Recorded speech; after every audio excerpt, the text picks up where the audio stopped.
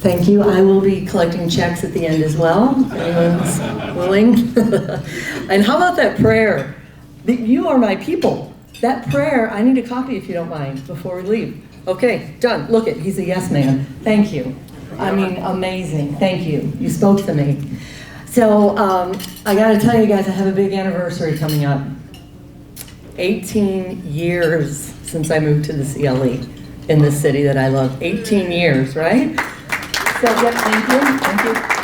I hope you don't mind. I'm going ahead and I'm just gonna assume this is like my anniversary party of all my new friends, a room full of new friends, 5 days early to celebrate that day, December 17th, 2001.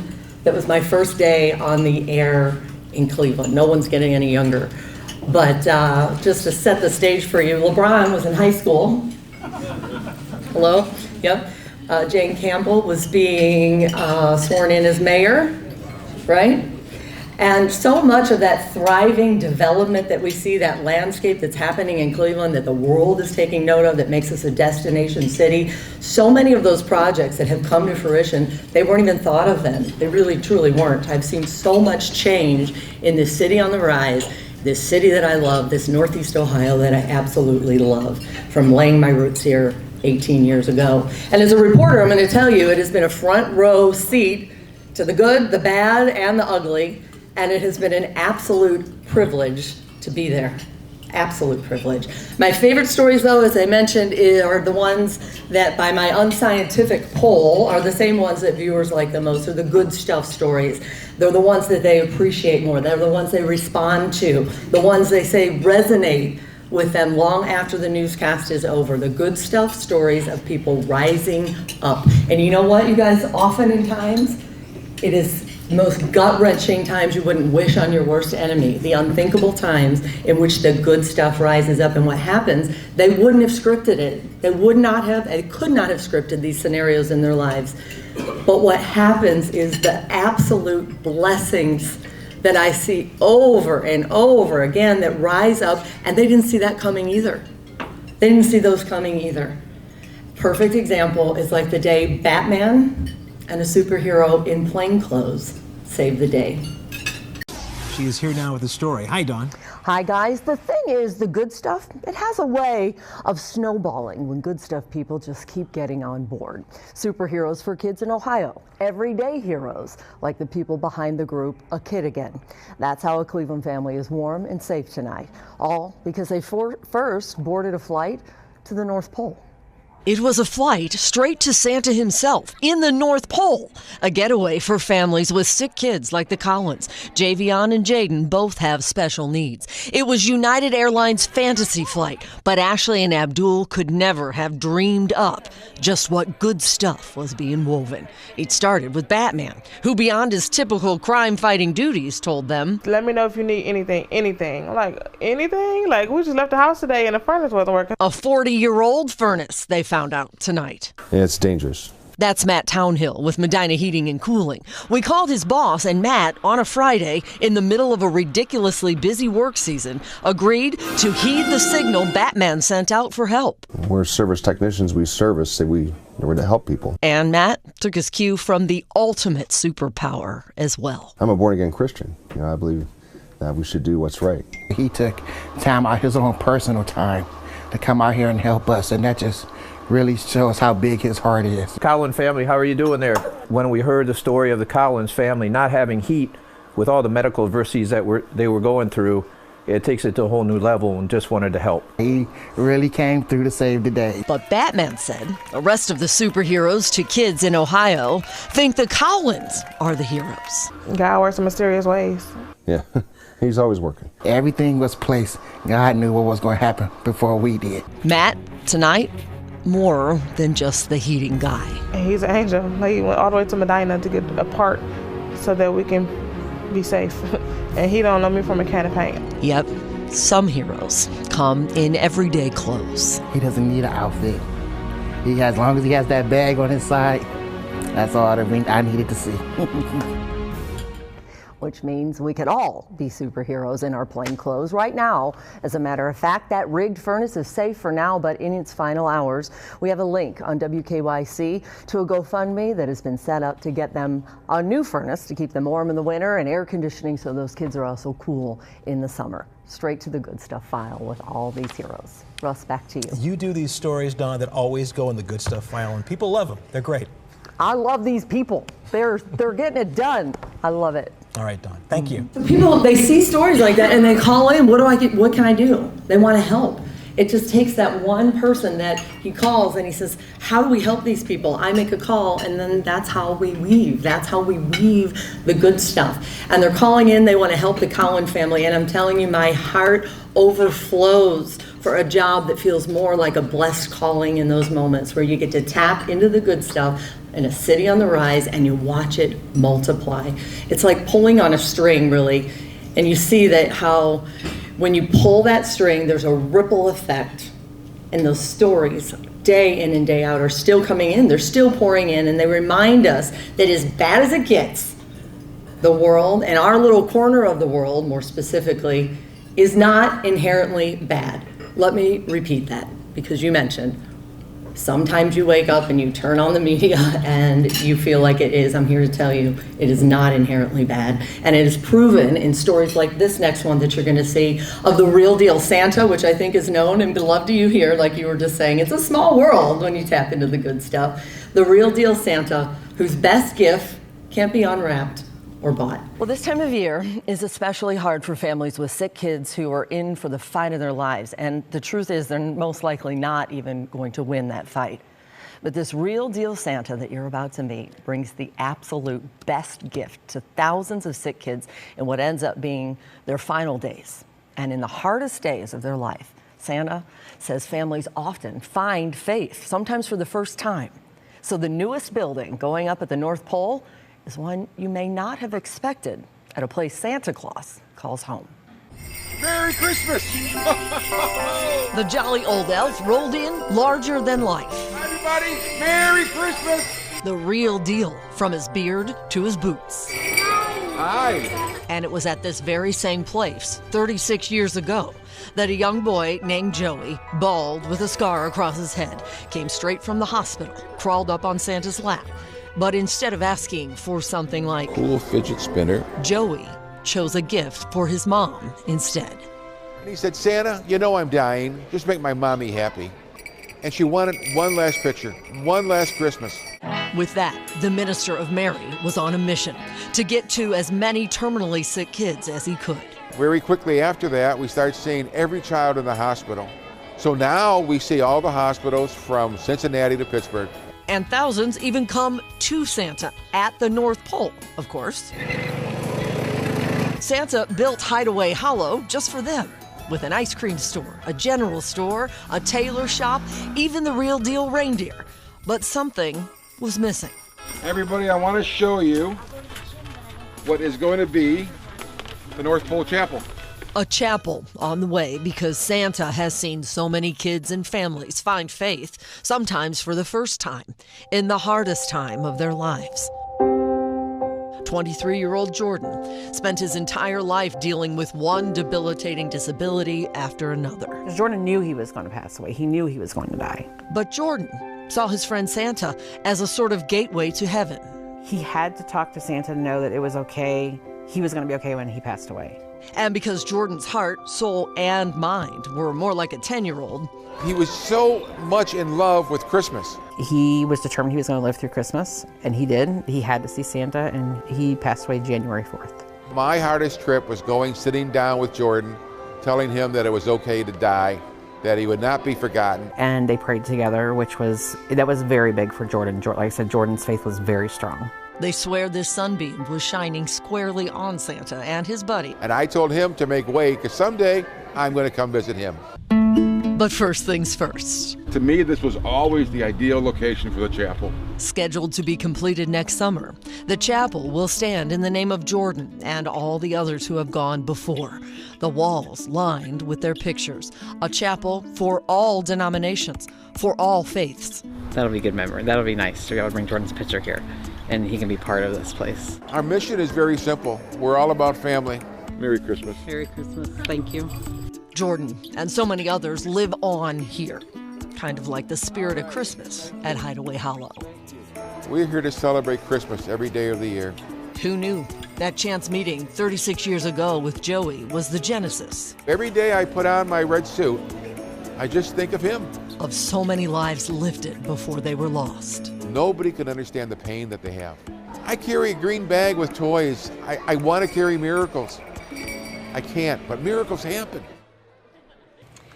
And recently, Santa gave baby Mary Vlegels and her parents the gift of a Christmas that was not promised. 11 weeks old. Mary had only days to live, so Santa, like he always does, made a house call and celebrated Christmas in November with them. They had to bury baby Mary just last Monday. But they told me they have those memories now, compliments of Santa, who sees to it that even in their saddest days, their hearts are full. And so I know, sitting next to one of the greatest mamas I know, and people even who don't have their own kids, if nothing else, those families are grateful for Santa. Everyone at home right now saying, I'm so grateful for my kids. For the chaos in the morning, going to school, it's a whole perspective, isn't it? It definitely is. I love you so. I see how great of a mom she is in person, and yes, so that's our inspiration. Thank you, Santa. Look how many he's inspiring. He's the real deal. And That's now why we we have to believe. talk about weather. Yeah. Thank you. And the thing is, I've been friends with Santa since when you do stories with these people, you know that your life is going to be so much better by keeping them close, right? And that it was an absolute privilege to have met them, right? Because all is well with the world. And after that story aired, Santa himself wrote, and this is a quote, another beautiful story about another strong family. You memorialize their Christmas memories, and they'll always have that moment captured for posterity. It was a wonderful presentation. You are the ultimate professional.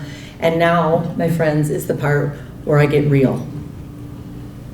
In being so close to these stories, ultimately wrapped up in them, fiercely fighting for them, considering them family, I find myself taking a page from their books, in love with and inspired by this phenomenal cast of characters, like the Samuels family, who buries a six-year-old Piper with half of a leg because amputation wasn't enough to beat Ewing sarcoma. Parents who then parlay that unimaginable loss into raising thousands and thousands of dollars for Ewing sarcoma research so that someday, hopefully in Piper's legacy, no other family has to know that overwhelming loss. Their stories color the curveball I myself didn't see coming. My greatest personal growth has come at a time in my life that this reporter, this writer, this storyteller couldn't have and wouldn't have, much like these families, scripted. A newly structured management team opted not to renew my contract. And it happens all the time in the business. This happens all the time in this business, right? But it's very humbling when it happens to you. Very humbling.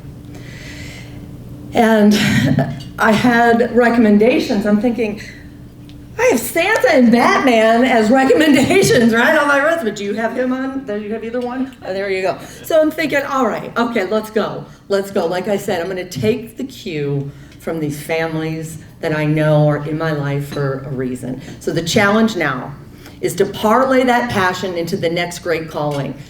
I mean, how many of you have been there? Have you been there before? Right? I know that people have been there. I know that it happens to the best of us. So the challenge is to parlay that in the next great calling and not wallowing in the heartbreak of the loss, but by Siri's definition this morning of parlay, quote, to transform into something greater or more valuable. And the way I see it, to turn the walking papers into your permission slip. Can I get an amen? Yes, thank you. Is there anyone in this room who hasn't felt at one time or another that pang of a poke, ow, ow, ow, when things are coming at you didn't see? Anyone in the room who hasn't experienced that? Those moments where you're like, come on, really, God, really? Let's be honest, let's be real. Really, God? That not so humble, not so subtle nudge in a different direction. So my friends, if you're at a crossroads in your life, or if you just like to file this one away for that crossroads that may be coming down the road, a motivational speaker hero of mine named Brene Brown, anyone familiar? Brene Brown, she puts it best. And these are words that actually I live by today. That vulnerability is not weakness. Vulnerability is not weakness. In fact, anyone who has proven courageous, she says, has gotten there by first being vulnerable. And to that end, how's this for vulnerable? I'm going out on a limb here. On that story where you went to stand up and applaud for Santa and clap, was there anyone else in this room thinking, what is up with Dawn's hair? Be honest.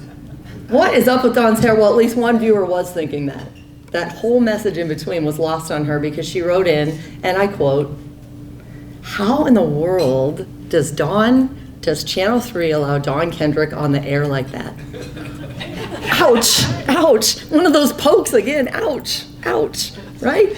I mean, my hair was doing things I couldn't predict or explain. Maybe it was hormones, maybe stress, the bad breakup. The hairstylist was trying to keep up, that's all we know. And that mean girl, who looked too old to be a mean girl, if I'm being honest, went on and on about how appalled she was and, quote, "Everyone I know feels the same way. How does Channel 3 let Dawn on the air like that?" Ouch, ouch, ouch, ouch. The pang of the poke, ouch.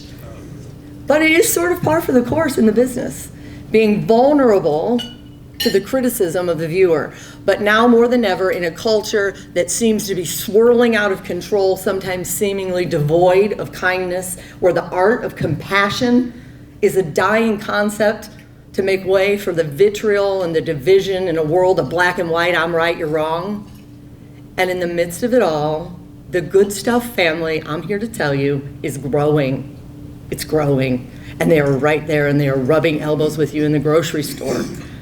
Like my longtime friend, who I met doing his Good Stuff story, Chappelle Ledman.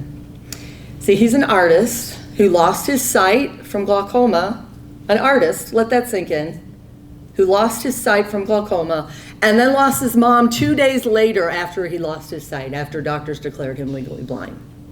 Oh, and we're not even finished yet.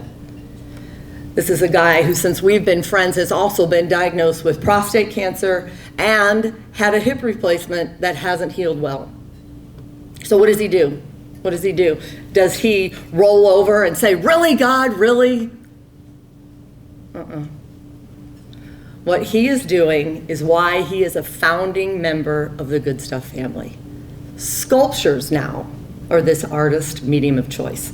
Chiseling and grinding massive blocks of raw stone into late hours that turn into early mornings. And when he has what he calls, quote, "conversations all night with God," he's not praying, he says, but speaking with a Father who he knows as the God of the universe, all powerful and sovereign. The same God, you gotta believe, I'm thinking, that could have spared Chappelle some of these ridiculously large hardships, right? But Chappelle, who I loaded into the passenger seat after his hip replacement surgery on a cold, rainy, bad, achy bones and joints kind of day, thinking, oh, this poor guy. Really, God, really? And it was right then when he interrupted my thoughts with this big, white, toothy smile, rain-streaked face under Stevie Wonder glasses, and he says, "I love the rain. I love the rain." I said, "What is wrong with you? Really, what is wrong with you? What are you smoking? How are you so infectiously positive? What is wrong with you?" Well, here comes his explanation. And it rings in my head every single time I am racing the rain, figuratively nowadays as well. "I love the rain," he says, "because it rained on the day we buried my mom. At her funeral, it rained. And I feel like every time it rains, she's reaching down from heaven and touching my face." I promise you, my friends, you will never think of rain in the same way. I have people text me, "I love the rain," every time it's raining. You get weather alerts, I get, "I love the rain." And to have the opportunity to say this, to stand in front of you and share it, what a blessing. What an absolute blessing. I didn't see this a year ago. I didn't see where I was being led. but I feel so plugged into something bigger than all of us. So I say we all find a way to love the rain, to be aware of the masterpiece God is creating, similar to how Chappelle chisels and carves. Ouch, ouch, ouch. Painstakingly long hours until the work of art in his mind's eye becomes a reality. I say we all learn to love the rain, even through those ouch, ouch, ouch, really God moments. To be cognizant early on in the process that even the things we don't understand, and maybe because of the things we don't understand, those really God moments are a part of the plan. To recognize those things as part of the process of crafting and painstakingly creating the masterpiece, where in my experience, the drills and the files and the instruments with which God carves are called patience, humility, and gratitude. Easy words to memorize, harder to live. To see the privilege and the challenge to live up to those words. It is the blind leading the blonde. Truly is. And it is a reminder to take our cues from the Good Stuff family, many of whom are right in our past and our daily lives. We don't even know it. Everybody has a story. Good people with big hearts, with their own stories of struggle and triumph, doing great things with testimonies that go deeper than their hair, deeper than their skin. Ladies and gentlemen, allow me to introduce to you my friend, Chappelle Letman.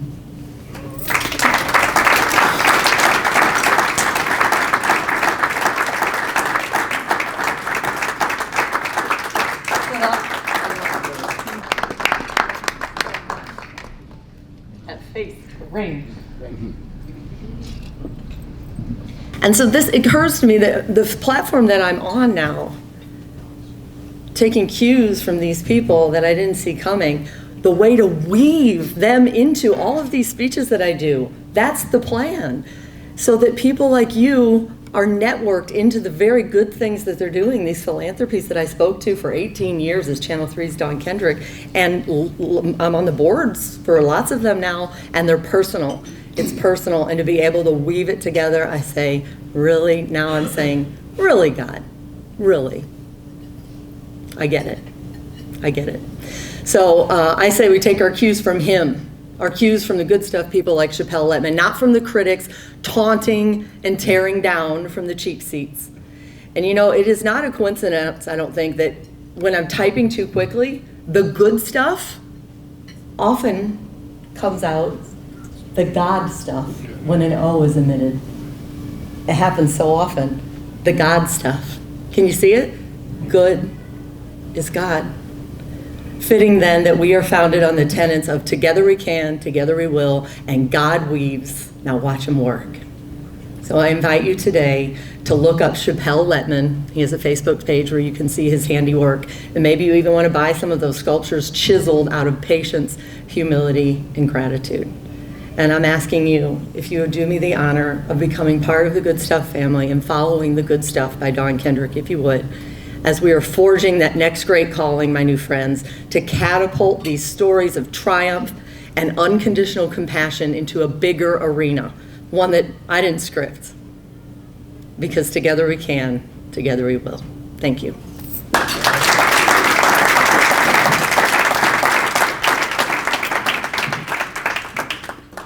Do you have time for a few questions? Sure. Any questions from the audience? So where do we follow you? You said Sure. follow me. On social media, we have a YouTube. If you go to the YouTube channel, that's where you saw pulled those stories that you can watch there. It's called The Good Stuff by Don Kendrick.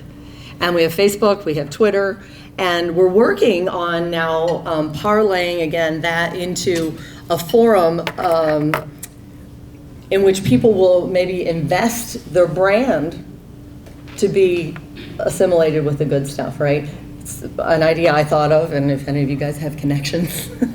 But think about, we have so much, I alluded to in the beginning, you have so much growth and so many businesses thriving here. I'm like, what is a good local, homegrown business that has global reach, and it hits me. Smuckers, right?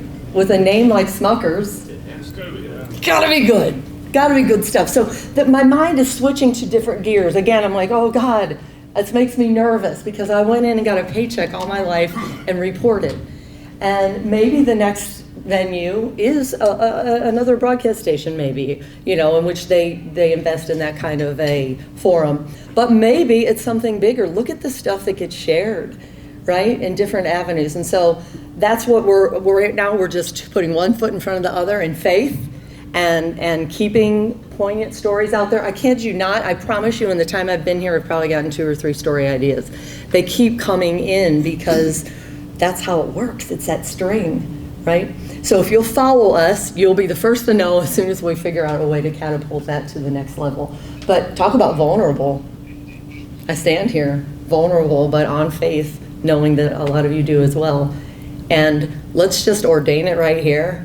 Maybe I come back next year and say, well, look at what we did. That's my hope. Yep. Yeah, I'll come to you. I'll have this microphone. Oh, it feels good to be doing this again. Hey, hi, say and spell your name. Anyway, thank you, Dawn. What I wanted to say was, it was sort of about those story ideas. Like, I feel like the Cleveland Rotary is doing so many amazing things, and where we struggle is getting the word out. And so is there a way that we can partner together where the good works we're doing gets shared with you, and we've got this amazing foundation, and maybe it's also that you find need and we then help to fill that need, right? Like, how can we work better? Yes, you're speaking my language. And we're going to leave here, and I'm going to go to a meeting at 2 o'clock at a public relations firm in Westlake that we're working on a campaign for the Blessing House out of Lorraine, which ironically it was in 2001 when I moved here that 2 women had this dream. It sounds like it went to a joke. A nun and an accountant walk into a bar, right? And they're powerful, they're little, they're tiny, but they're powerful. And their strength comes from the very thing we're all trying to tap into that's bigger than us, right? So I'm helping them. They have launched a very promising but aggressive campaign for a $3.3 million new home, because unfortunately the Blessing House that serves families and kids in crisis literally saves lives sometimes. They cannot keep up with the opioid epidemic, right? I know we've done the stories a million times. To do that story where, okay, this is a terrible epidemic, but let me show you what's being done. People are rising up. So I am working with them. I send out press releases for them and stuff. So absolutely, let's do this. Let's figure out how we can keep networking and promoting. Sometimes the most powerful tool now, not big fancy production equipment, but is just this. I walked in, ironically, on the day I went in and they said, your contract's not being renewed. I walked in to the chemotherapy, the final chemotherapy of a single mom, 24 years old, for breast cancer. And my friend Mike Meadows, who runs the Meadows Turkey Bowl, was out of Medina, it's 30 years, right? Phenomenal. And see, I could talk here forever, right? The weaving is crazy, it's not lost on me. He said, hey, why don't you stop by? I know you're gonna do the story at the end of this month, just meet Brittany. And I'm in the parking lot, and here comes the text, can you stop in a little early to work? I said, am I in trouble? He said, oh, we just want to touch base. And I said, when I left, I said, next time, just so you know, next time someone tells me they want to touch base, I'm going to run hard, fast, right? But I walked in and I looked at Mike, I said, I don't know, I think the contract might not be getting renewed. I may not be renewed. He said, oh, there'll be something better. He didn't skip a beat. I said, I hope you're wrong, but I hope that I'm wrong, but if you're right from your mouth to God's ears, and lo and behold, that camera that I put for 4 minutes interviewing the girl who they were going to play the turkey. By the way, they've raised $2 million, right? This year's the biggest one ever. Every dollar, every penny goes into the pocket of the Brittany Parkers who are trying to stay alive and raise their kids, right? So I have an interview with her. The kid who's playing for her, Chad Tuchek, is this football player who was diagnosed with cancer himself back in the day, lost an opportunity to the NFL. He gets addicted to opioids. His mom dies. She went in the hospital, in his words, on a Tuesday. She's dead on a Thursday. Has this story of recovery himself in which he says, I stand here and I tell anyone who will listen, just handsome, fit guy, I'm not here without God. I'm not here without God. And he says that, and then we talked to Mike Meadows about why he does this every year. You know, it had like thousands of shares in 2 days. It was zero production value. So to that end, let's just, here we are, windows on the river. Well, let's put a window into the work that you guys are doing. It would be my absolute pleasure. Absolute pleasure. Thank you. I'll get a card. Okay. Is that, I probably talk too much. I'd like to get paid to talk again is the thing, so yeah. We'll work on that. Dawn, thank you so much for sharing your message with us today. It is people like you that inspire us to continue to make an impact in our community. This year, we are embracing Project Feed the Hungry, a developing partnership of our club with the Thea Bowman Center. We will be providing the resources to rehab their kitchen with more cooking, serving, and storage space in order to accommodate the rising level of poverty in the Mount Pleasant neighborhood. I would like to give you this very special Rotary Club pin and this piece of artwork designed by our own Gloria Ritter. It is a word-inspired design highlighting over 40 of our humanitarian projects and activities. We welcome you back anytime to attend future meetings that might interest you. So thank you so much. My pleasure. Appreciate it. Thank you. So grateful.